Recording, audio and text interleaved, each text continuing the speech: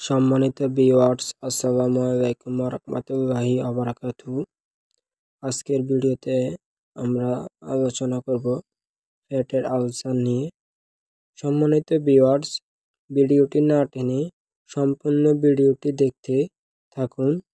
আপনি যদি আমাদের চ্যানেলে নতুন হয়ে থাকলে সাবস্ক্রাইব করে পাশে থাকুন। পেপটিক আলসার রোগের পরিচিত। ইহা পেটের ভিতরে রক্ত রোগ। পেটে অতিরিক্ত পেপসিন বা কারণে এই রোগ হয়ে বলে তাকে পেপটিক আলসার বলে। ইহা সাধারণত পাকস্থলী ও ডিওডেনামে বেশি হয়ে থাকে। পাকস্থলীর ক্ষতকে পেপটিক আলসার বলে।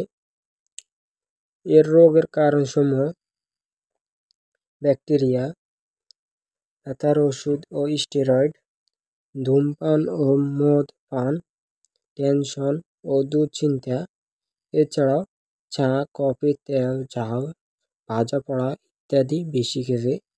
রোগের লক্ষণ জানবো আমরা। রোগের লক্ষণগুলো কি কি?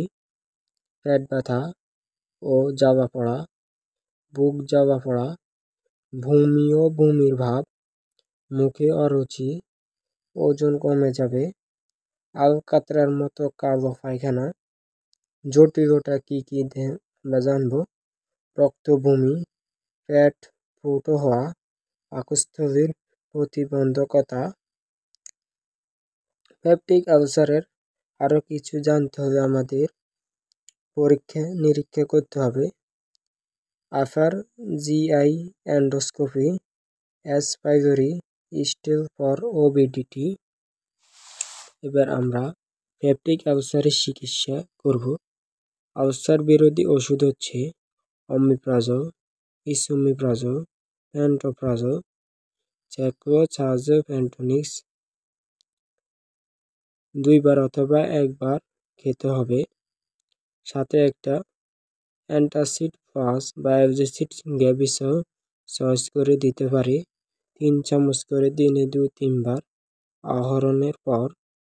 ক্ষত শুকানোর জন্য হচ্ছে সুক্রালফেট, গ্যাস্ট্রালফেট সিরাপ বা আলফেট, আউরিক ইত্যাদি দৈনিক 3 বার সেবন করতে হবে। অ্যান্টিবায়োটিক হচ্ছে রিমেক, ক্লাভিড, ক্লারিক্স ইত্যাদি। প্রাপ্তবয়স্ক অ্যাডাল্ট দৈনিক 2 বার 7 থেকে 14 দিন। উপদেশ: চা, কফি, তেল, ঝাল, ভাজা পোড়া নিষিদ্ধ। ধূমপান ও মদ পান, তামাক, জর্দা নিষিদ্ধ। দুধ ও দুধ জাতীয় খাবার নিষিদ্ধ।